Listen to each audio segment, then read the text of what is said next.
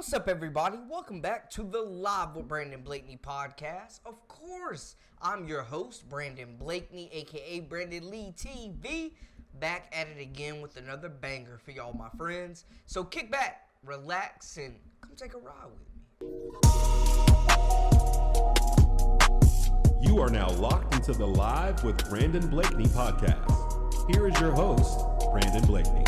So former number one quarterback recruit Malachi Nelson is on his third school in 3 years. Yes, UTEP. UTEP has landed former number one overall recruit Malachi Nelson, number one quarterback in the 2023 class, number one player according to ESPN in the 2023 class, blew off more lucrative offers, completely wrote off Power 5 schools that were throwing NIL money and also, opportunities to play at the major level. He says no, shades them off. Takes his talents to UTEP. This is the biggest thing that happened in UTEP athletics since Glory Road. A number one overall recruit. I love college football. And this is not like a redemption story. This isn't a story to say the downfall of Nelson. He just needs to go somewhere where he can play flat out. Dude has thrown like 20 passes in 2 years of college football. We know he was supposed to be the heir apparent to Caleb Williams, Heisman Trophy winner, number one overall draft pick. He was next up, lost the starting job at USC to Miller Moss. I feel like that was a winnable competition. No shade to Moss, but he kind of mid. Then he went and lost his starting job, or lost out on the starting job to Boise State, and now finds himself at UTEP. What a journey. Sounds like a Disney movie in the making. After he committed initially to Oklahoma to Lincoln Riley, of course, we know the story, left. Malachi followed him to Los Angeles, ended up losing the starting job to Miller Moss, slightly above average QB if you ask me. So he makes the transfer to Boise State, which looks like a great situation where they got a couple of playmakers on the outside. They have the best running back in the country, a generational talent at running back in Ashton Jeanty. And it looks like, hey, they got a quarterback of the now and the future, a former number one overall quarterback recruit coming in with great size, who can move, who's mobile, who can throw the football around, who can throw on the run, who passes the eye test, who has good pocket awareness, a quarterback that you can build around with Jeanty, as well as moving forward without him when he goes to the NFL draft. But it didn't quite work out, so he went into the portal again, and now he finds himself committed to UTEP, a team that went 3-9 last year. This is a program that has never seen a recruit that has been heralded with the rankings, with the accolades, with the likes of a Malachi Nelson. This is groundbreaking. A 5-star quarterback recruit going to play at UTEP? This is the biggest thing that happened at UTEP since Glory Road. It is wild. And I think, honestly, he lost the QB battle at Boise State as well to another slightly above average, kind of mediocre quarterback, game-managing quarterback, redshirt sophomore Maddox Madison. Now, obviously, they went 12-2, made the college football playoff with Madison. He's only a redshirt sophomore, so playing time was going to be very scarce there, obviously, so a change was needed. Honestly, man, with the lack of experience but the immense raw talent, he just needs to go somewhere where he can get some reps and play, and UTEP is absolutely going to be that place for him. And so far in his young college career, because he's a redshirt sophomore coming in, he's played in 6 games in 2 years. At USC, he only attempted 3 passes in very limited action during the 2023 season. Went to Boise State, where he only appeared in 3 games. He played more, though, went 12 of 17 for 66 yards, and now he's back in the portal.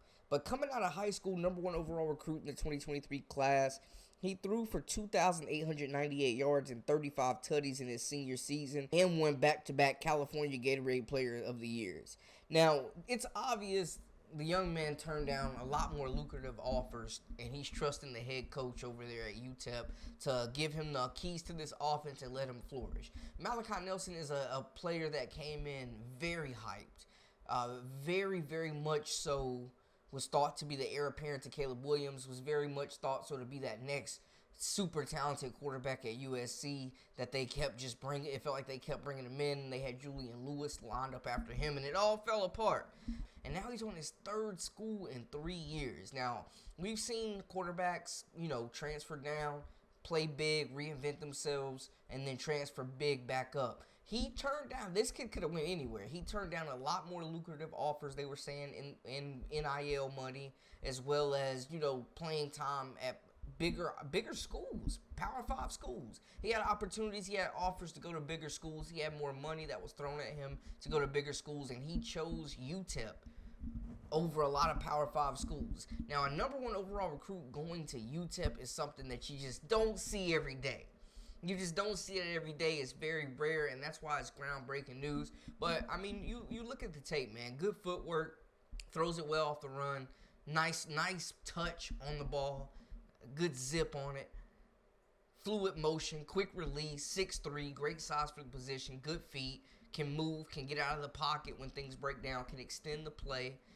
This was a guy that was, some people looked at as a potential generational talent. He was getting all types of pro comparisons, first round draft grades before. I mean, pretty much they were, the scouting services were saying he was going to be a day one starter, first round draft pick. And I still think the talent is there. We've seen quarterbacks flourish at smaller schools. If you're a quarterback and you can ball, that is one position where it doesn't necessarily matter where you go to school. I mean, North Dakota State has 3 guys, and their last 3 quarterbacks prior to Cam Miller have played in the NFL. So I'm just saying, you can be found wherever. But this is another transfer, man. Third team, third scheme, third offense that he's got to learn in 3 years, man. It's not an easy situation to be in. I do think, sitting the bench for these last 2 seasons has probably given him a different respect for the game and a different view of the game from the sidelines, and just having the coaches in his ear and him studying film and just continuing to stay prepared and be ready. But the guy needs to play. That's the biggest thing right now is reps.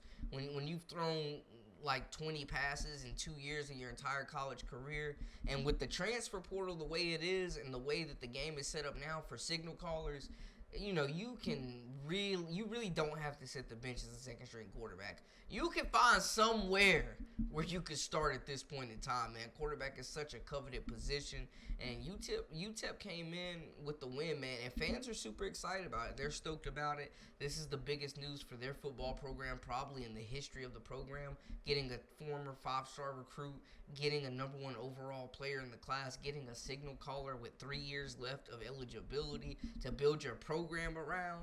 I don't think this is a sad story. I don't think this is a tragedy story, and I didn't want to paint it that way. It's more so like a redemption story, maybe a last chance of sorts for Malachi to just get some playing time, rebuild his image, and relight that fire, those dreams, those goals of getting to the NFL, man. Because I do think he's an NFL quarterback. He just needs a stage, a platform, and a program to believe in him, to let him do his thing on the field. And it seems like UTEP is going to be the place to do that, at least for 1 season. This is unheard of, though. Number 1 overall recruit at UTEP?